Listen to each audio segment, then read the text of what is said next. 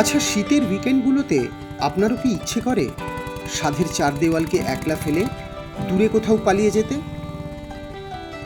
ছোট্ট কোনো গ্রাম, হয়তো একটা বাজার, কিছু মন্দির আর নদী।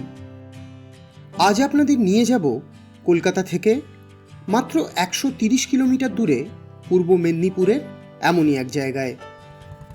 কোনা এক্সপ্রেস হাইওয়ে ধরে NH-16 হয়ে কোলাঘাট নন্দকুমার পেরিয়ে পৌঁছে যাব গেঁওখালিতে, যেখানে হুগলি, হলদি আর রূপনারায়ণরা হাতে হাত ধরে অপেক্ষা করছে আপনারই জন্য। নৌকায় চড়ে টুক করে পৌঁছে যাব গাদিয়াড়াতেও। তাহলে চলুন রয়্যাল এনফিল্ডের অ্যাক্সেলারেটরে চাপ দিয়ে বেরিয়ে পড়া যাক আরও একটা উইকেন্ড অ্যাডভেঞ্চারে। কলকাতায় কিন্তু শীত পড়ে গেছে, আর শীত পড়ে যাওয়া মানেই কিন্তু একটাই জিনিস, বাইক নিয়ে উইকেন্ড ট্রিপ। তো বেরিয়ে পড়েছি আজকে শনিবার। কলকাতা থেকে আমি এখন 67 কিলোমিটার দূরে, ঘড়িতে 8:16 বাজে। আজকে আমাদের ডেস্টিনেশন হলো পূর্ব মেদিনীপুরের গেঁওখালি, একটা দারুণ সুন্দর জায়গা, হুগলি আর রূপনারায়ণ নদীর একদম সঙ্গমস্থলে। দারুণ সুন্দর ওখানে একটা হোটেল আছে, আমি সমস্ত কিছু আপনাদেরকে দেখাবো। বাট এখন আমি চলে এসেছি হচ্ছে কোলাঘাটে।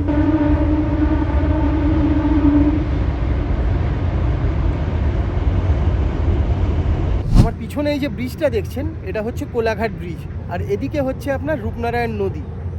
দূরে আপনারা আরেকটা ব্রিজ দেখতে পাচ্ছেন, এটা পুরনো ব্রিজটা। তো দারুণ সুন্দর একটা সকাল শুরু করছি। কিছুই না, আপনি যখন হাইওয়ে দিয়ে কোলাঘাটের দিকে যাচ্ছেন, ব্রিজটা আসার আগে বাঁদিকে একটা ছোট্ট রাস্তা আছে, ওটা দিয়ে আপনি 200-300 মিটার এলেই কিন্তু এই স্পটটায় আপনি চলে আসবেন। মিনিমাম কয়েকশোবার এই ব্রিজটার ওপর দিয়ে কিন্তু গাড়ি নিয়ে গেছি, কোনোদিন নিচ থেকে দাঁড়িয়ে এই ব্রিজটাকে দেখা সৌভাগ্য হয়নি। আজকে কিন্তু একদম সকালবেলা রূপনারায়ণ নদীর সামনে দাঁড়িয়ে নিচ থেকে এই কোলাঘাট ব্রিজকে দেখছি। আপনারাও যখন আসবেন কোলাঘাটের দিকে, তখন এই দিকটায় চলে আসবেন। আমি ম্যাপের লোকেশনটা দিয়ে দেবো আপনার ডেসক্রিপশানে। এখন বেরোনো যাক, আপনাদেরকে জায়গাটা দেখিয়ে দিই। এইটা হচ্ছে আপনার হাইওয়ে, এই সামনে আপনি যদি চলে যান তাহলে হচ্ছে আপনার কোলাঘাট ব্রিজটা। আর এখানে দেখুন একটা রাস্তা ঢুকে যাচ্ছে, এই ভিতরটা যদি আপনি নেন তাহলে কিন্তু আপনি ওই ভিউ পয়েন্টটায় পৌঁছে যাবেন। জাস্ট সামনেই কিন্তু কোলাঘাট ব্রিজ, ব্রিজে উঠবেন না তার আগেই কিন্তু এই ভিতরটা। কোলাঘাটে একটু দাঁড়ালাম কারণ একটু চা খেতে হবে। 8:30 বাজে, সকালবেলা একটু চা না খেলে হয়। এই দোকানটা আছে, গিয়ে একটু আগে চা খাই, তারপর আবার যাওয়া যায়। দিদি, চা হবে? চা হবে? চিনি ছাড়া হবে? এই যে চা চলে এসছে, একদম ভাঁড়ে, কি সুন্দর ভাতটা, গরম গরম চা, শীতকালের সকাল, আর বাইক নিয়ে হাইওয়েতে একটা দারুণ সুন্দর রাইড।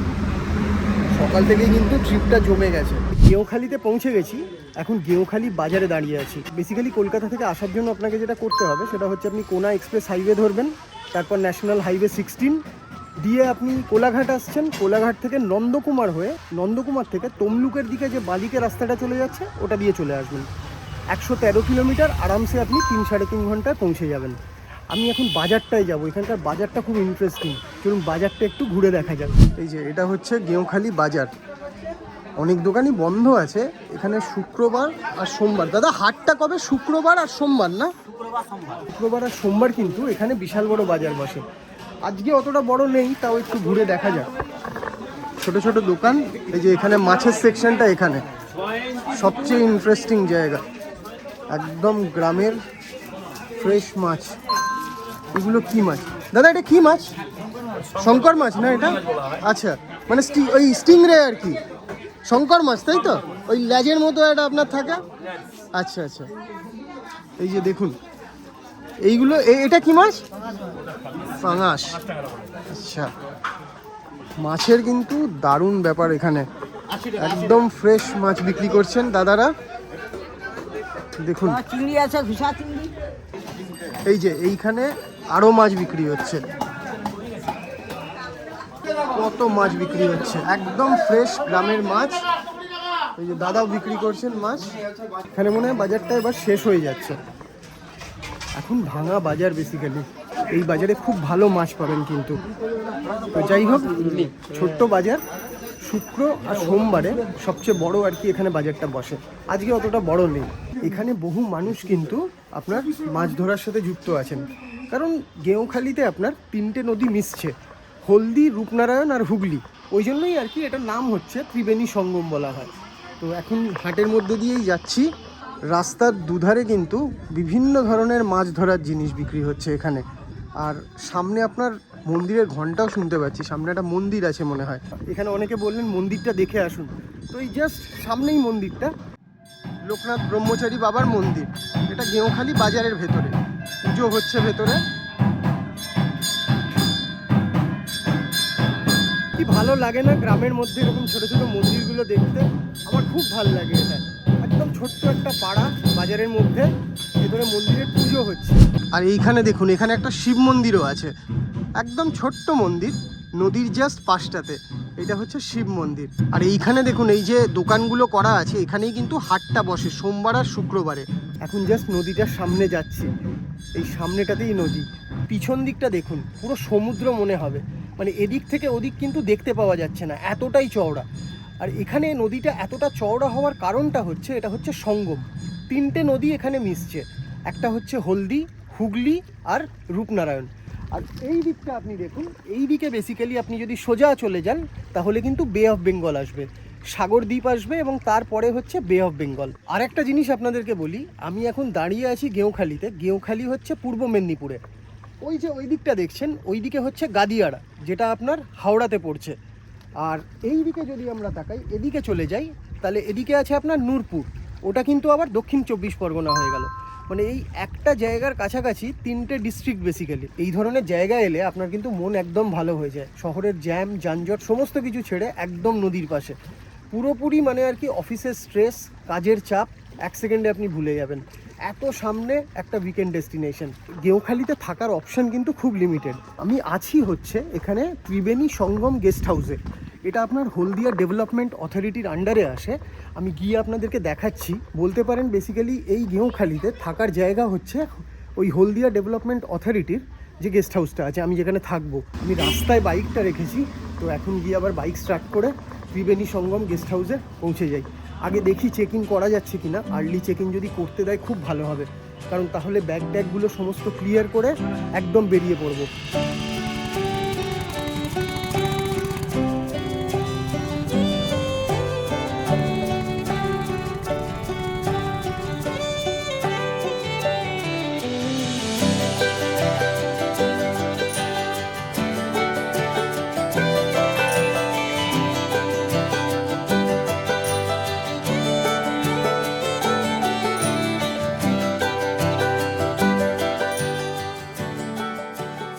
তো অ্যাট লাস্ট পৌঁছে গেছি ত্রিবেণী সঙ্গম গেস্ট হাউস গেঁওখালিতে। এই যে আমার পিছনে দেখতে পাচ্ছেন আপনারা, এটা কিন্তু আপনার হলদিয়া ডেভেলপমেন্ট অথরিটির প্রপার্টিটা, কিন্তু অসাধারণ। আমি আগেও ছিলাম এখানে। তো এই হচ্ছে আমার বাইক, পার্ক করে দিয়েছি একদম। আর চারদিকে দেখুন কি সুন্দর বাগান করা আছে, পুরো জায়গাটা আর কি বাগান দিয়ে ঘেরা। এবার থাকবো কোথায়? এই যে এখানে ঘরগুলো আপনারা দেখতে পাচ্ছেন, খুব সুন্দর ঘর আর কি, কারণ এই ব্যালকানিগুলো থেকে আপনি কিন্তু দূরে এই দিকে কিন্তু পুরো নদীর একটা অসাধারণ ভিউ পাবেন। মানে অ্যাকচুয়ালি যে স্টিমার, যে লঞ্চগুলো, যে জাহাজগুলো আপনার যাবে, আপনি কিন্তু এখান থেকে দেখতে পাবেন আপনার বারান্দায় বসে বসে। আচ্ছা, এখানে প্রণবদার সাথে আমার দেখা হলো। প্রণবদা পুরো এই জায়গাটার দায়িত্বভারে আছেন। নমস্কার প্রণবদা। আচ্ছা প্রণবদা, একটু বলুন না, মানে এখানে থাকার কি কি অপশন আছে হলদিয়া ডেভেলপমেন্ট অথরিটির? হ্যাঁ, এটা আছে ত্রিবেণী সঙ্গম, আর ওইদিকে আছে 3তলা বিল্ডিং ত্রিশতা গেস্ট হাউস, ওই যে নতুন যেটা হয়েছে। হ্যাঁ, ওটা 300 আচ্ছা, টাকা। ত্রিবেণী সঙ্গমে আপনার টোটাল 8টা রুম আছে, তাই তো? 8টা রুম আছে। গ্রাউন্ড ফ্লোরে গ্রাউন্ড 4টে ফ্লোরে আছে 1300 টাকা, আর ফার্স্ট ফ্লোরে আছে আপনার 1500 টাকা। ত্রিশতাটা 1 বছর হয়েছে। আগে আমি যখন এসেছিলাম তখন কিন্তু এটা ছিল না। ত্রিশতা হচ্ছে আপনাদের 3তলা বিল্ডিং, আমাদের ওটা 11টা রুম আছে। আচ্ছা, 11টার মধ্যে গ্রাউন্ড ফ্লোরটা হচ্ছে 2000 টাকা, এবং ফার্স্ট ফ্লোর সেকেন্ড ফ্লোর হচ্ছে 22 মানে এই যে আপনার গ্রাউন্ড ফ্লোরের রুমগুলো, এইগুলো হচ্ছে আপনার 2000 টাকা, আর এই যে ওপরের যে রুমগুলো সেগুলো হচ্ছে ফ্লোর এবং সেকেন্ড ফ্লোর হচ্ছে 2200 টাকা। পেছনে আছে 4টে টেন্ট আছে, ওইগুলোও তো আপনার 1500 টাকা ভাড়া। পিকনিকের ব্যবস্থা আছে, পিকনিক হচ্ছে এখনো। মানে কলকাতা থেকে ধরুন যদি কেউ পিকনিক করতে চায় তাহলে স্পট বুকিং করে আর কি আসতে হবে। এটা কি অনলাইন করা যায় না ফোন করে করতে হবে? আপনার হচ্ছে অনলাইনে রুমগুলো বুকিং হয়, এবং পিকনিকটা এই নাম্বারে আপনি ফোন করতে পারেন 9046176478। এবং ওখানে আপনার পিকনিকের জন্য পার হেড 50 টাকা এন্ট্রি ফি দিয়ে আপনি পিকনিক করতে পারেন। পেছনে আছে আপনার একটা পুকুর আছে, পুকুরের চারপাশে জলের ব্যবস্থা আছে, বাথরুম আছে। পিকনিকের পাশে যদি কোনো রুম লাগে আপনার পিকনিকের পাশে একটা টেন্ট বুক করে নিতে পারেন। ওইখানে একটা নৌকোও রাখা আছে। ওটা ছিল, ওটা ঝড়ে উল্টে যেতে বন্ধ করে আচ্ছা, আমি যদি প্রপার গেঁওখালি বলি, গেঁওখালিতে দেখার কি কি আছে? মানে নদী, গেঁওখালিতে ওই নদী আছে এবং রামকৃষ্ণ মিশন আর দুটো চার্চ আছে। এবার গেঁওখালি থেকে আপনি নদীর ওপারে আপনি গাজীড়া যেতে পারেন বা অথবা নূরপুরে যেতে পারেন। এগুলো 4টে টেন্ট আছে, এগুলো 1500 টাকা করে ভাড়া। পিকনিক হচ্ছে আপনি একটা টেন্ট বুক করে নিলেন, দিয়ে পাশে পিকনিক করতে পারেন। টেন্টের ভেতরে যদি একটু আসুন তাহলে দেখিয়ে দিচ্ছি। এই হচ্ছে এনাদের টেন্ট। তো দারুণ দারুণ সুন্দর। বাথরুম আছে, অ্যাটাচ বাথরুমটাও দেখাচ্ছি। আর এই দেখুন কি সুন্দর, মানে আপনার একদম কোজি। ভেতরটা কিন্তু ভালো গরম আছে, মানে একদম গরম সুন্দর, পুরো ঠান্ডায় কিন্তু কোনো অসুবিধা হবে না। আর এখানে কিন্তু আপনার এয়ার কন্ডিশনও লাগানো আছে। ফ্যান আছে। এখানে আপনার সমস্ত কম্বল টম্বল দেওয়া আছে। বিছনাটা বেশ বড়। এখানে কজন? আপনার তো দুজন এলাও, বাচ্চা এলে বাচ্চা, আপনারা বাচ্চার জন্য কি এক্সট্রা চার্জ নেবেন? 5 বছরের ঊর্ধ্বে হলে 210 টাকা দিন। টেন্টের সাথেই কিন্তু আপনার অ্যাটাচ বাথরুম পেয়ে যাচ্ছেন। বাথরুমটা কিন্তু ছোট নয়, বাথরুমটা বড়। এখানে আপনার গিজার, বেসিন, আর এখানে আপনার ওয়েস্টার্ন টয়লেট। তার মানে প্ল্যানটা এরকম হতে পারে যে শনিবার দিন সকালবেলা প্রণবদা কেউ বেরোলো কলকাতা থেকে, 113-14 কিলোমিটার রাস্তা, এখানে এসে পিকনিক করলো, দিয়ে রাত্রিটা এখানে থেকে তারপর দিন সকালে তারপরের দিন সকালবেলা পিকনিক যদি কেউ করে বাস টাস নিয়ে আসে সঙ্গে সঙ্গে বেরিয়ে গেল। আর এই সামনে দেখুন একটা পুকুর আছে বেশ বড়। মাঝখানে কি ওটা আইল্যান্ড নাকি প্রণবদা? হ্যাঁ, আইল্যান্ড মতো করা আছে একটা। আচ্ছা, ওখানে যাওয়া যায়? হ্যাঁ, যাওয়া যায়, সে পাশ দিয়ে যাওয়া যায়। ও, ওটা কি কানেক্টেড, মানে এখান দিয়ে হেঁটে হেঁটে যাওয়া যায়? আচ্ছা, এই পুকুরে কি আপনার মাছ টাছও আছে? মাছ ছাড়া আছে এবং ওখানে মুড়ি বা বিস্কুট টিস্কুট দিলে মাছ দেখা যায়। এবং শীতের মরশুমে সিজনে পুরো আপনার মানে সিজন ফ্লাওয়ারে সব ভর্তি থাকে, পুরো লাগানো থাকে, পুরো গোলাপে ভর্তি থাকে পুরো জায়গাটা। গোলাপ, গাঁদা। এখন দেখি যদি রুমটা পাওয়া যায় খুব ভালো হয়। নর্মাল চেক ইন টাইম কিন্তু আপনার 12টা থেকে। রুম কিন্তু 11টার সময় দিয়ে দিয়েছেন। তো আমি আছি হচ্ছে 202 নম্বর রুমে। আমার মতে এই রুমটার ভিউ কিন্তু এখানে বেস্ট। তো এই হচ্ছে আমার রুম 202 নম্বর। বিশাল বড় রুম, মানে আপনার এখানে রীতিমতো ফুটবল ম্যাচ হতে পারে। জাস্ট আপনারা দেখুন কতটা বড় রুম। বিছনাটাতে আরামসে 3 জন আপনারা শুয়ে পড়তে পারবেন। এখানে আপনার একটা আলমারি দেওয়া আছে, এখানে একটা চেয়ার দেওয়া আছে, টিভি, এখানে আপনার একটা ওয়ার্ক ডেস্ক দেওয়া আছে, আয়না, একটা, দুটো, 3টে চেয়ার ভেতরে দেওয়া আছে। আর বাথরুমটা দেখুন, হিউজ। মানে কথাটা আমার ইকো হচ্ছে, আপনারা বুঝতেই পারছেন। ওখানে geyser, western toilet, wash basin, আর এই হচ্ছে আপনার সুবিশাল একটা বাথরুম। মানে এই কোণা থেকে ওই কোণাটা আপনারা দেখলে বুঝতে পারছেন কতটা বড়। কিন্তু আমার কাছে এই রুমটার মেন ইউএসপি হচ্ছে এইটা। আমার পিছনে আপনারা ব্যালকানিটা দেখতে পাচ্ছেন। আসুন ব্যালকানিটা আপনাদেরকে দেখাই। এই হচ্ছে ব্যালকানি, আর জাস্ট ভিউটা দেখুন, ম্যাজেস্টিক একটা ভিউ। এইখান থেকে বসে আপনি অ্যাকচুয়ালি কিন্তু দেখতে পাবেন ওখান থেকে বড় বড় জাহাজ, ট্রলার, স্টিমার এগুলো যাচ্ছে। আপনি যদি কোথাও না যেতে চান, এখানে চুপচাপ বারান্দায় বসে সারাদিন আর কি চা কফি খাবেন, দেখবেন জাহাজগুলো আসছে, বিশাল জোরে হর্ন দিচ্ছে, অসাধারণ জায়গা। আচ্ছা, ছোট্ট করে বলে দিই আপনারা এখানে কিভাবে আসবেন। একটা তো আমি যেভাবে এলাম, আর আপনি যদি ট্রেনে আসতে চান তাহলে আপনাকে হাওড়া থেকে হাওড়া হলদিয়া লোকাল ধরতে হবে। 9:32-এরটা ধরবেন, 25 টাকা টিকিট। 2 ঘন্টা 12 মিনিট লাগবে। আর আপনাকে নামতে হবে হচ্ছে সতীশ সামন্ত হল্ট। মহিষাদলে নামবেন না, সতীশ সামন্ত হলেই নামবেন। নেবে স্টেশন থেকে আপনি টোটো পেয়ে যাবেন। টোটো করে আপনি চলে আসবেন গেঁওখালি বাজারে। 10 টাকা মতো টোটো ভাড়া নেবে। আর গেঁওখালি বাজার থেকে আরেকটা টোটো নেবেন, যেটা করে আপনি ত্রিবেণী সঙ্গমে চলে আসবেন। ফেরার ব্যাপারটাও সেম। আপনি এখানে সতীশ সামন্ত হল্ট থেকেই ট্রেন ধরবেন, ধরে আপনি হাওড়া চলে আসবেন। আচ্ছা, এখানে কিন্তু আপনার ট্রেন দুটো দিক দিয়ে আসে। মানে একটা হচ্ছে আপনার পাঁশকুড়া হয়ে, আর একটা হচ্ছে মেচেদা হয়ে। বেরোবার আগে খাবার অর্ডারটা দিয়ে দেবো। প্রণবদা কি খাওয়াবেন? ভেজ মিল তো আছেই, ভাত, ডাল, আলু ভাজা, সবজি নিয়ে আপনার একটা ভেজ মিল আমাদের 100 টাকা। আচ্ছা, ওটা পেয়ে যাবেন। তার সঙ্গে যদি 1 পিস আমি কাতলা মাছ যোগ করি, ওটা হচ্ছে কাতলা মাছের মিল হয়ে গেল। ওটা পড়বে আপনার 150 টাকা মিল। আচ্ছা। আর যদি আপনি ওতে মাছটা, কাতলা মাছ বাদে যদি ভেটকি মাছ যোগ করেন, তাহলে ভেটকি মাছের মিল হচ্ছে 230 টাকা। আর পমফ্রেট হচ্ছে 260 টাকা।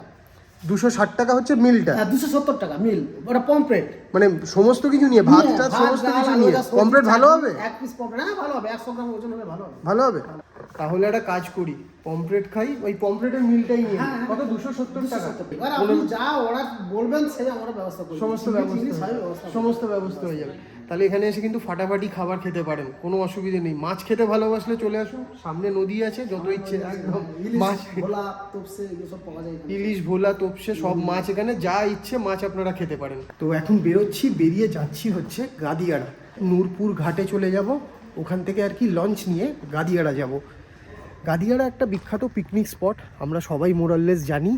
তাছাড়া যেটা আছে সেটা হচ্ছে ওখানে কিন্তু WBTDCL এর আর একটা হোটেলও আছে, মানে আপনি কিন্তু গাদিয়াড়াতেও নাইট স্টে করতে পারেন। দারুণ সুন্দর, মানে নদীর একদম পাশে, এইরকমই সুন্দর জায়গা। এই হচ্ছে আপনার ত্রিবেণী সঙ্গমের গেটটা, আর এদিকে হচ্ছে আপনার মেন রোড। তো এখানে চলে গেলেই কিন্তু আপনি টোটো পেয়ে যাবেন ঘাটে যাওয়ার জন্য। আর সামনে ভিউটা দেখুন, এই হচ্ছে আপনার জাস্ট রাস্তাটা ক্রস করলেই নদীটা। এখন রাস্তায় দাঁড়িয়ে আছি টোটোর জন্য, দাঁড়িয়ে থেকে লাভ নেই, হাঁটা শুরু করে দিই। বাট এখান থেকে কিন্তু যেটি অনেকটা দূর, মানে আপনার 1.5 কিলোমিটারের ওপরে রাস্তা। এখানে আপনি রাস্তায় এসে দাঁড়ালে রানিং টোটো আপনি পেয়েই যাবেন, বাট এখন যেহেতু দুপুরবেলা হয়ে গেছে আর এদিকটা একটু গ্রামের দিক, তো দুপুরবেলা অত গাড়ি ঘোড়া পাওয়া যায় না। এই রাস্তাটাতে আপনার হাঁটতেও ভাল লাগবে, নদীর পাশ দিয়ে, এদিকটায় পুরো নদী আর ফাঁকা রাস্তা, একদম চুপচাপ। আর এই হচ্ছে ত্রিস্রোতা, যেটা নতুন হয়েছে, আর এটা হচ্ছে আপনার ত্রিবেণী সঙ্গম। দাদা যাবেন? নূরপুর ঘাটে যাব। নূরপুর ঘাট যাবেন? একটা টোটো পাওয়া গেছে, আমাকে বাজারে নামিয়ে দেবেন, 10 টাকা লাগবে। ওখান থেকে জাস্ট একটু হাঁটলেই আর কি নূরপুর ঘাটটায় পৌঁছে যাবে। এইদিকে যে সিনারিটা দেখুন, এদিকে নদী, একদম গ্রামের রাস্তা ফাঁকা, তার ভেতর দিয়ে টোটো করে যাচ্ছি, দারুণ অভিজ্ঞতা।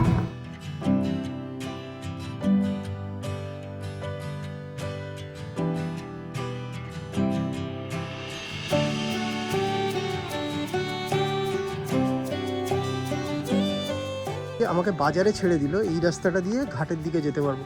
কাকু এই দিকে না আপনার ঘাটটা?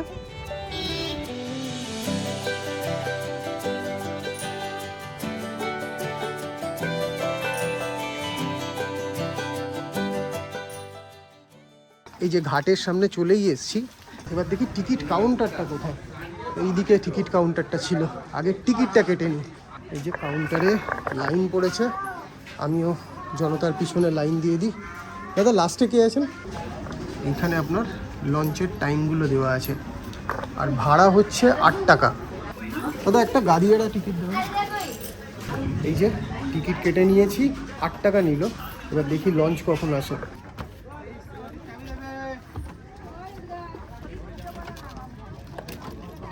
অনেক লোক হয়ে গেছে আর কি, তো আমি গিয়ে জনতার সাথে লাইনে দাঁড়িয়ে পড়ি।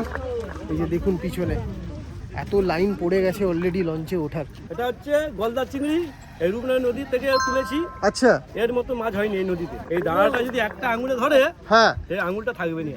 যাই হোক, এবার লঞ্চে উঠে যাই, কারণ বেশ ভালো রকম ভিড় হচ্ছে। আমার মনে হয় না ওপরে বসতে দেবে, নিচে যে জায়গাটা আছে ওখানেই যেতে হবে। চলুন নিচেই যাওয়া যাক। এই হচ্ছে লঞ্চ, রীতিমতো ভিড় হয়ে গেছে। একটা জানলার পাশ দেখে বসতে হবে। এই মোটরটা চললে কিন্তু আমার কোনো কথাই শুনতে পাবেন না আপনারা। তো এই জায়গাটাতে বসে যাই, বা উল্টো দিকটায় বসি, এইখানটাতে বসা যাক।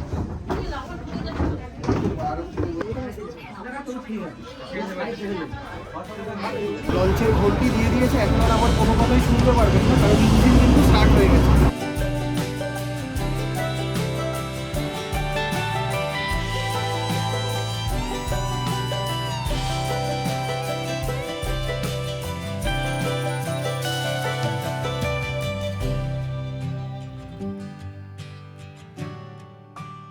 ছোট ছোট ভাইগুলোর সাথে দেখা হলো, ওরাও আমার সাথে গেওখালি থেকে গাদিয়াড়ে এলো।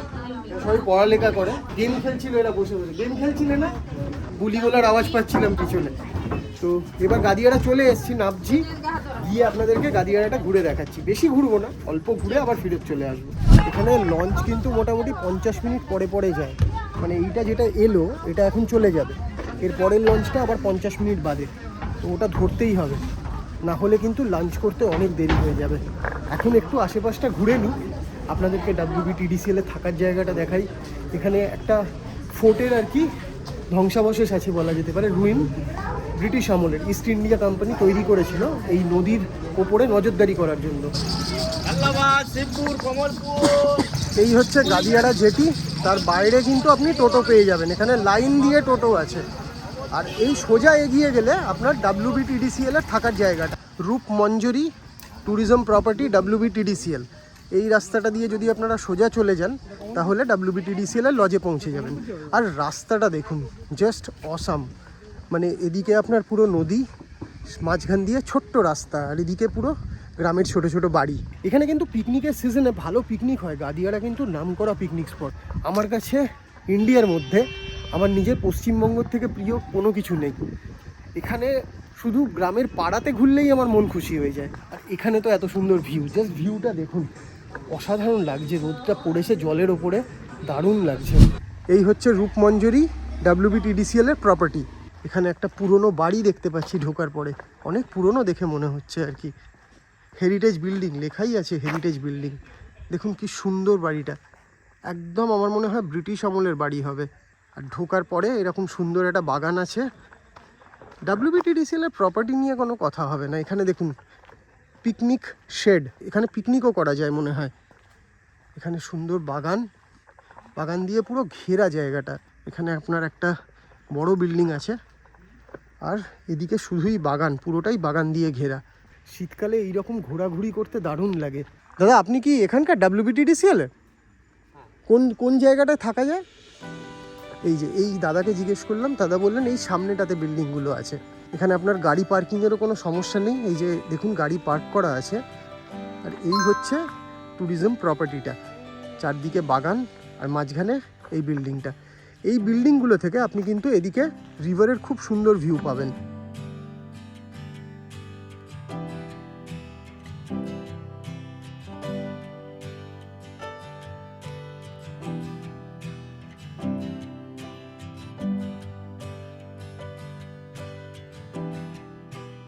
আপনি ভাবুন এইরকম একটা জায়গায় এসে আপনি সকালবেলা বসে আছেন, এই গাছগুলো থেকে বিভিন্ন পাখির ডাক আপনি পাবেন, এরকম একটা পুকুর সামনে আর একটা সুন্দর বাগান। আপনি মর্নিং ওয়াক করছেন, কিছুক্ষণ মর্নিং ওয়াক করে এসে পুকুরের পাশে বসলেন, তারপরে রুমে গেলেন, রুমে গিয়ে এক কাপ গরম গরম চা নিয়ে বারান্দা থেকে নদীটা দেখলেন, নদী দিয়ে সারাক্ষণ লঞ্চ যাচ্ছে।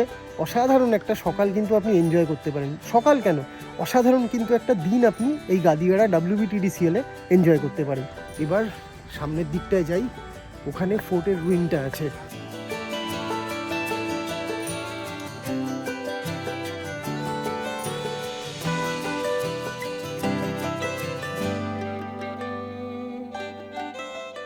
এই যে দূরে যে আপনারা একটা ছোট্ট মতো স্ট্রাকচার দেখতে পাচ্ছেন, এইটা আর আপনার ওই দিকে দেখুন জলের ওপরে একটা স্ট্রাকচার দেখা যাচ্ছে। এটা basically Fort Mornington, East India Company তৈরি করেছিল। এটা ব্রিটিশ আমলে কিন্তু খুব বিজি একটা ট্রেড রুট ছিল, বিভিন্ন জাহাজ এখান দিয়ে যাতায়াত করতো। সেই জন্য এই নদীর সিকিউরিটির জন্য এখানে একটা ফোর্ট তৈরি করা হয়েছিল। আজকে কিছুই নেই, জলের তলায় তলিয়ে গেছে, একটু মাথাগুলো উঠে আছে, ইঁটগুলো দেখতে পাওয়া যায়। অ্যাকচুয়ালি চোখের সামনে ভেসে আসছে যে আজ থেকে বহু বছর আগে এখানে ব্রিটিশ ইস্ট ইন্ডিয়া কোম্পানি, এখানে অ্যাকচুয়ালি ব্রিটিশাররা ঘুরছেন। এখানে একটা ফোর্ট আছে, ফোর্টের মধ্যে বিভিন্ন লোক পাহারায় আছেন এবং তারা পাহারা দিচ্ছেন এই নদীকে। পুরো জায়গাটা কিন্তু একই আছে, নদীটাও এখান দিয়েই বয়ে যাচ্ছে। সেই দিনও নেই, সেই ব্রিটিশাররাও নেই, সেই ফোর্টটাও নেই। ওই যে দূরে দেখুন লঞ্চটা আসছে। যাই হোক, এখন গাদিয়াড়াকে পিছনে ফেলে, ইতিহাসকে পিছনে ফেলে রুদ্ধশ্বাস দৌড় লাগাতে হবে বর্তমানে। কারণ হচ্ছে বোটটা যদি মিস করি তাহলে কিন্তু গিয়ে ওই পমফ্রেট মাছটা খেতে অনেক দেরি হয়ে যাবে।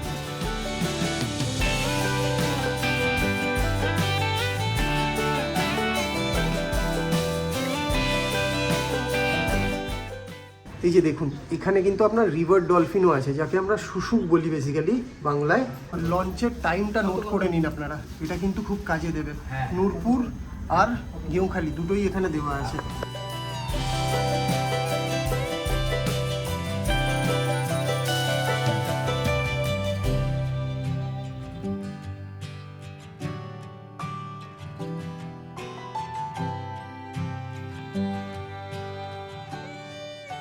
যাই হোক, লঞ্চ পর্ব এখন শেষ, গাদিয়াড়া ঘোরাও শেষ। এখন জেটি থেকে বেরিয়ে সোজা টোটো ধরবো, টোটো ধরে Triveni Sangam guest house next destination. Launch ঘাট থেকে কিন্তু কিচ্ছু পাইনি, টোটো বলছিল 100 টাকা করে নিয়ে যাবে। আমি বললাম আসার সময় 10 টাকায় এসছি আর এখন 100 টাকা। এখান থেকে 1.6 কিলোমিটার দেখাচ্ছে, ম্যাক্সিমাম 15 মিনিট লাগবে, তার জন্য 100 টাকা দেওয়ার কোনো মানে হয় না। এই ধরনের জায়গায় আপনার করার বিশেষ কিছু থাকে না। এখানে যেটা আপনি পাবেন সেটা হচ্ছে আপনি আর নির্ভেজাল প্রকৃতি। মানে নদী এই সামনে, আপনি ভাবুন না নদীর সামনে আপনি পুরো 24 ঘন্টা কাটাচ্ছেন। আমি 10টা পয়েন্ট দেখব, 15টা পয়েন্ট দেখব, বেশ কিছু ছবি তুলব, কিছুদিন মনে থাকবে, কিছুদিন ভালোও লাগবে, তারপর কিন্তু সেটা ভুলে যাব। আর এই রকম প্রকৃতির মাঝখানে আপনি যদি থাকেন, সেটা কিন্তু আপনি চলে আসার 10 বছর বাদে, 15 বছর বাদে, ইভেন 20 বছর বাদেও আপনার মনে থাকবে আমি নদীর পাশে গেঁওখালিতে গিয়েছিলাম, ঘর থেকে বসে আমি স্টিমার জাহাজ যেতে দেখেছি। এই অভিজ্ঞতাগুলো কিন্তু আপনার কোনোদিন পুরনো হবে না। ঘুরে আসার পরে বিভৎস খিদে পেয়ে গেছে, খাবার চলে এসছে, একদম গরম গরম ভাত, ডাল, এখানে পমফ্রেট মাছ, সাইজটা দেখুন, 100 গ্রাম বলেছিলেন, 100 গ্রামই দিয়েছেন, বেশ বড় সাইজের মাছ। তার সাথে আছে আলু ভাজা আর পেঁয়াজ, আর এখানে হচ্ছে ফুলকপির তরকারি, মানে একদম জমজমাটি আয়োজন। তো এখন আগে খাওয়া দাওয়া সেরে নিই, তারপর বাকি গল্প পরে হচ্ছে। এখানে একটা লেক আছে, এই লেকটার সামনে চলে এলাম, একদম সামনে আর কি। আমি যেখানে আছি ত্রিবেণী সঙ্গম গেস্ট হাউস, ওখান থেকে 100 মিটারের মধ্যে। তাহলে একটা পয়েন্ট আপনারা নোট করতে পারেন, সেটা হচ্ছে আপনি যদি সানসেট ভাবেন রিভারের ওপরে হবে, মানে নদীর ওপরে কিন্তু সানসেট হয় না। সানসেট দেখার জন্য আপনাকে এই যে লেকটার সামনে আমি দাঁড়িয়ে আছি, এই লেকটার সামনে আপনাকে চলে আসতে হবে। পিছনে আপনার সূর্যটা ডুবছে, আর সূর্যের ছায়াটা কিন্তু জলের ওপরে পড়েছে, জলটা লাল হয়ে গেছে।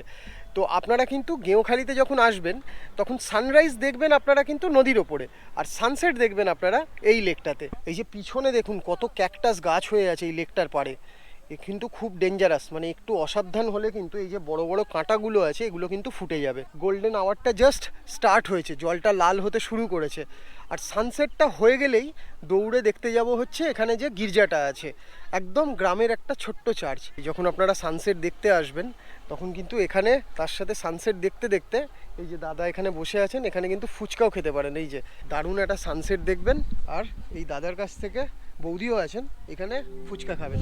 এই হচ্ছে এই ধরনের জায়গাগুলোর আর কি স্পেশালিটি। এখানে না আছে কোনো শপিং মল, না আছে কোনো রেস্টুরেন্ট, কিছুই নেই, কিন্তু আপনার এখানে যেটা আছে সেটা হচ্ছে নির্ভেজাল প্রকৃতি। সামনে আপনার নদী, ছোট ছোট পুকুর, গ্রামের রাস্তা, গ্রামের একদম ফুল ফিলটা আপনি এখানে পাবেন।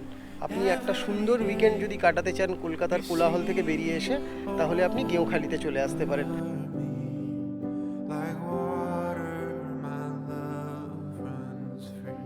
আমার পিছনে আপনারা চার্চটা দেখতে পাচ্ছেন, এটা কিন্তু বিখ্যাত চার্চ, মানে বহু ইতিহাস জড়িয়ে আছে। এই জায়গাটার নাম হচ্ছে মিরপুর, কিন্তু চার্চটা এখন বন্ধ আছে। আজকে চলে যাই, কালকে সকালবেলা আসবো, কালকে ফাদারও থাকবেন, তো তখন ঘুরে দেখা যাবে। এখানে গরম গরম চা তৈরি করছে, চা আর বিস্কুট খেতে হবে।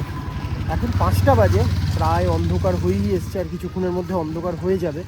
চলুন একদম গ্রামের দোকানে বসে আগে চা আর বিস্কুটটা খাই। দাদা একটা চা দেবেন, চিনি ছাড়া হবে?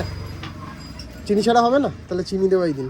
একদম লোকাল বেকারির বিস্কুট, বিস্কিট না বিস্কুট, আর গরম গরম চা। পাড়ার ছোট্ট দোকান নদীর পাশে, সন্ধ্যেবেলাটা এখানেই কাটাচ্ছি একদম লোকাল লোকেদের সাথে, দারুণ লাগছে। হোটেলে এসে চান টান করে একদম ফ্রেশ হয়ে গেছি, আর এখন একটু ইভিনিং ওয়াক করছি, এই ভেতরটাতেই করছি আর কি। আর একটা জিনিসের জন্য ওয়েট করছি, সন্ধেবেলা আর কি চিকেন পকোড়ার অর্ডার দিয়েছি। তো সুন্দর আলো জ্বলেছে ভেতরে, কম্পাউন্ডটার ভেতরে বাগানগুলোতে আলো জ্বলছে, খুব সুন্দর দেখতে লাগছে। এইটা হচ্ছে আমাদের হোটেল ত্রিবেণী সঙ্গম। রাত্রিবেলা আলো জ্বলার পরে কিন্তু আরও সুন্দর দেখতে লাগছে। তো এখন ইভিনিং স্ন্যাক্স চলে এসছে, এই যে গরম গরম চিকেন পকোড়া চলে এসছে, তার সাথে সস দিয়ে গেলেন। চিকেন পকোড়া এখানে আপনার 8 পিস আছে, পুরোটাই কিন্তু বোনলেস। এই 8 পিস চিকেন পকোড়ার দাম 140 টাকা। তো এখন ইভিনিং স্ন্যাক্সটা এনজয় করা যাক, দেখি একটু খেয়ে আপনাদের সাথেও শেয়ার করি, একটু সস দিয়ে খাওয়া যাক। নরম একদম, গরম পুরো একদম দিয়ে গেছেন। তো এখন এই ইভিনিং স্ন্যাক্সটা এনজয় করি, তারপর 2 ঘন্টা বাদে ডিনারে যাব। এখন কিছুই না, বাইরেটায় বসবো, বসে নদীতে বোটগুলো যাবে রাত্রিবেলা, স্টিমারগুলো, ওগুলো দেখবো। এখানে টেম্পারেচার এখন 21, এই যে দেখুন মোবাইলে দেখাচ্ছে 21। ঠান্ডা খুব যে বেশি তা নয়। এইরকম একটা বারান্দায় বসে সন্ধেবেলা ইভিনিং স্ন্যাক্স এনজয় করছেন, জাস্ট ইম্যাজিন করুন ফ্যামিলির সাথে একটা অদ্ভুত টাইম কাটাচ্ছেন। একদিনের জন্য কিন্তু গেঁওখালি একদম আদর্শ উইকেন্ড ডেস্টিনেশন। অনেক রাত, 10:30 বাজে। তো যাই হোক, এবার তাড়াতাড়ি গিয়ে ডিনারটা করতে হবে। ভালো ডিনার আছে, চিকেন বলা আছে আর তার সাথে রুটি। সারাদিন বিভৎস ঘোরাঘুরি হয়েছে, তারপর এখন কিন্তু বিভৎস খিদে পেয়ে গেছে। তো এখন একদম প্লেন অ্যান্ড সিম্পল খাবার, গার্লিক চিকেন তার সাথে টাটকা রুটি। তো একটা বাইট দিয়ে আপনাদের সাথে শেয়ার করছি।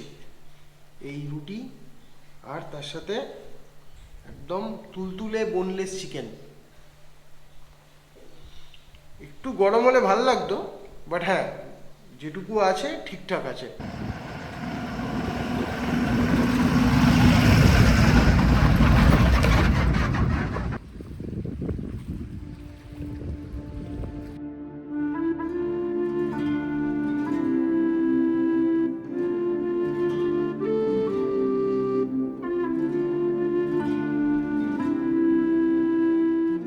Good morning.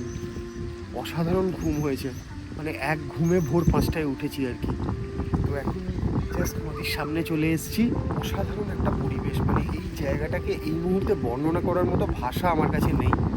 পুরো জলটা লাল হয়ে গেছে, নদী থেকে একটা সুন্দর হালকা মিষ্টি হাওয়া আসছে, বিভিন্ন গাছ, এখানে গাছের উপরে বিভিন্ন ধরনের পাখি ডাকছে। জাস্ট চায়ের দোকানগুলো খুলছে আস্তে আস্তে, মানে গ্রাম বাংলার ঘুম ভাঙছে। আর নদীর ওপরে অ্যাক্টিভিটি শুরু হচ্ছে, মানে জাহাজগুলো আস্তে আস্তে নদী থেকে বেরিয়ে বঙ্গোপসাগরের দিকে যাচ্ছে, ছোট ছোট মাছ ধরার নৌকোগুলো এদিক ওদিক যাচ্ছে। এইভাবে এখানে গ্রামের ঘুম ভাঙছে। এইটাই কিন্তু একটা অসাধারণ অভিজ্ঞতা।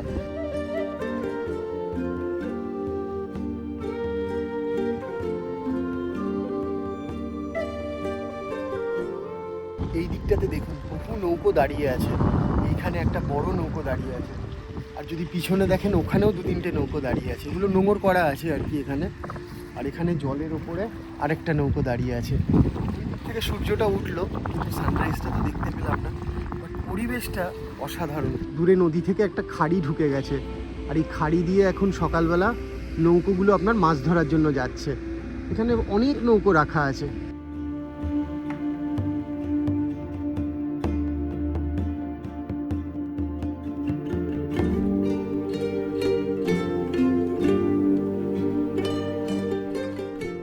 মাছের সিজন আর 2 মাস পরে শীতকালে মাছ পড়ে। আচ্ছা, ইলিশ মাছ। হ্যাঁ এবারে দেখছি আপনার জাহাজও খুব কম আসছে। হ্যাঁ, এখন কুয়াশা নেই, আচ্ছা। মানে ইঞ্জিনটা চালাইতে পারবেন। ও। এতটা হলে আরো সমুদ্রে দেখতে পাবেন। আচ্ছা, ওই জন্য আর কি। এখন বড়াকটা নেই, ওই জন্য জল স্রোত কম। আচ্ছা, স্রোত কম বলে ওই জন্য জাহাজ আসেনি। হাড়ি জোয়ার হলে হ্যাঁ। আসবে, তখন ঘন ঘন যায়। এখানে এই যে নৌকোগুলো বাঁধা আছে, এগুলো অ্যাকচুয়ালি কিন্তু মাছ ধরার জন্য নয়। এখানে কাজ হচ্ছে বালি স্টোন চিপস নিয়ে আসছে। দাদারা বলছেন যে মাছ ধরার সিজন এটা নয়, 2 মাস বাদ থেকে আর কি মাছ ধরার সিজন স্টার্ট হবে, তখন ইলিশ মাছ ধরতে যাবেন ওনারা।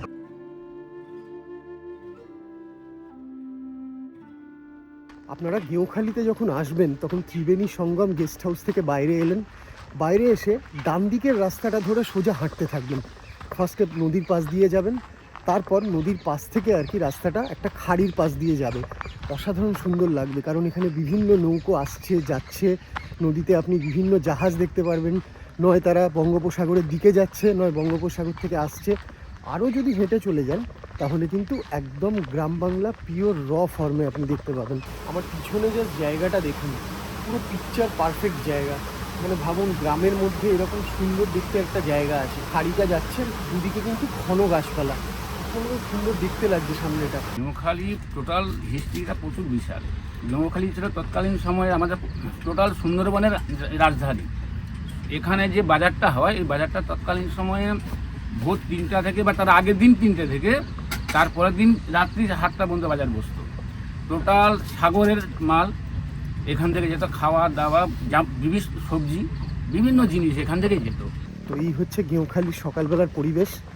এবার হোটেলে যাব, এখন 7টা বাজতে চললো। হোটেলে গিয়ে ব্রেকফাস্ট করতে হবে, করে একটু ফ্রেশ হয়ে চার্চগুলোতেও যাব। তো এটাই হচ্ছে প্ল্যান। এই সমস্ত কিছু করে তারপর বেরোবো কলকাতার জন্য। মাঝখানে ইচ্ছে আছে মহিষাদল রাজবাড়িটা একদম কাছে, মহিষাদল রাজবাড়িটাও আপনাদেরকে দেখাবো। গেঁওখালিকে টাটা বলার টাইম হয়ে গেছে, কারণ প্যাকিং হয়ে গেছে। এই যে ব্যাগ নিয়ে নিয়েছি, ক্যামেরা এখানে নিয়ে নিয়েছি, এবার বেরোচ্ছি।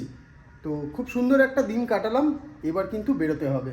তাহলে চলুন এবার বেরোনো যাক, কলকাতার উদ্দেশ্যে আবার রওনা দেওয়া যাক। এখানে বেরোনোর পরেই কিন্তু একটা এরকম ব্যালকনি আছে, আজকে খুব সুন্দর রোদ উঠেছে, চকচক করছে পুরো চারদিকটা দেখুন। আর এই হচ্ছে সিঁড়ি, পুরো স্পাইরাল স্টেয়ার কেস যাকে বলে, একদম ঘুরে ঘুরে নেমেছে। এখান দিয়ে নামার পরে এটা হচ্ছে এনাদের রিসেপশন। এখানে ফ্রিজার আছে, জল আপনি পেয়ে যাবেন, কোল্ড ড্রিঙ্ক আছে এখানে।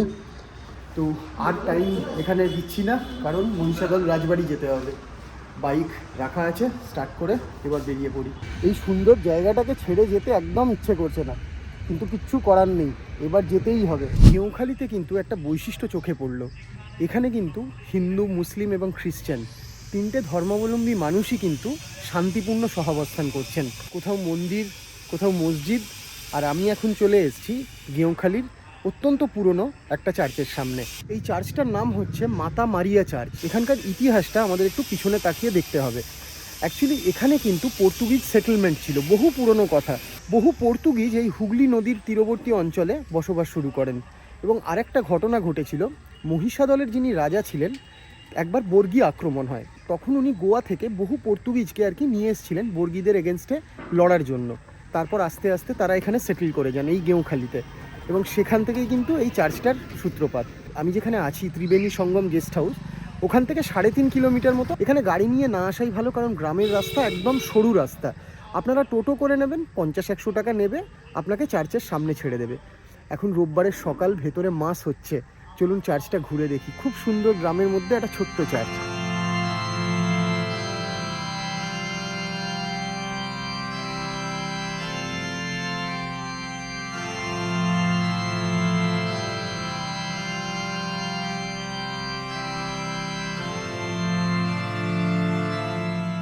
আমার একটা লাইন মনে পড়ে গেল, অ্যাকচুয়ালি এটা একটা কনভারসেশন অঞ্জন দত্ত আর কবির সুমনের মধ্যে। গরুমারা ফরেস্টের ভেতরে অঞ্জন দত্ত আর কবির সুমনের একটা ডকুমেন্টারি আছে। সেখানে কবির সুমন একটা লাইন বলেছিলেন যে আপনি কি করে যীশুখ্রিস্টকে ভালোবাসবেন না, যে লোকটা এরকমভাবে ক্রুশবিদ্ধ হয়ে দাঁড়িয়ে আছে, দেখলেই তো ভালোবাসা আসে। আমারও কিন্তু সেম মতামত। আমরা বিভিন্ন মানুষ, বিভিন্ন ধর্মাবলম্বী হতে পারি, কিন্তু এই যে মূর্তিটা, এটা দেখে আপনার কিন্তু যীশুখ্রিস্টের প্রতি ভালোবাসা আসবেই।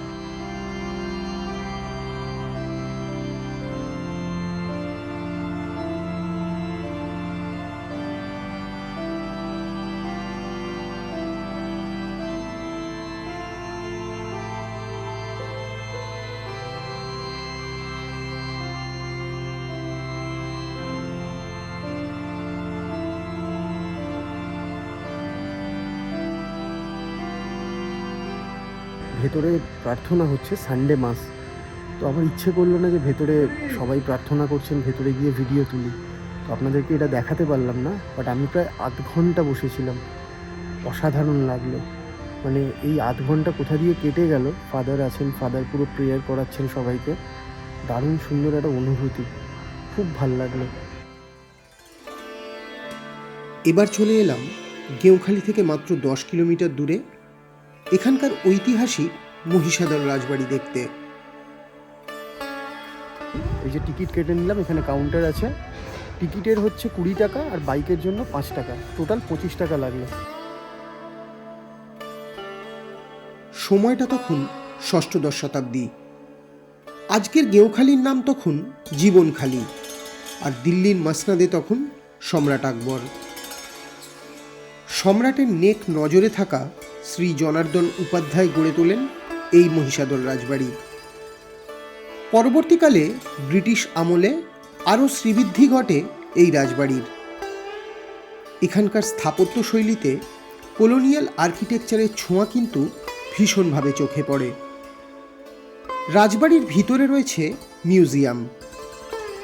দেখতে পেয়ে যাবেন রাজপরিবারের ব্যবহার করা বহু জিনিসপত্র, কিন্তু ভিতরে ভিডিও করা একেবারে বারণ। তাই বাইরে থেকেই শেয়ার করে নিলাম আমার অভিজ্ঞতা। রাজবাড়ির জাঁকজমককে পিছনে ফেলে এবার ফেরার পালা। শহুরে মেহনতি মানুষের রোজ নাম চায়, তাই অগত্যা। আশা করি গেঁওখালির এই ভিডিওটা আপনাদের ভালো লেগেছে। আর যদি ভালো লাগে তাহলে লাইক, শেয়ার আর সাবস্ক্রাইব অবশ্যই করবেন। দেখা হচ্ছে পরের ভিডিওতে খুব শিগগিরই। ততক্ষণ ভালো থাকুন, সুস্থ থাকুন আর আনন্দে থাকুন। নমস্কার।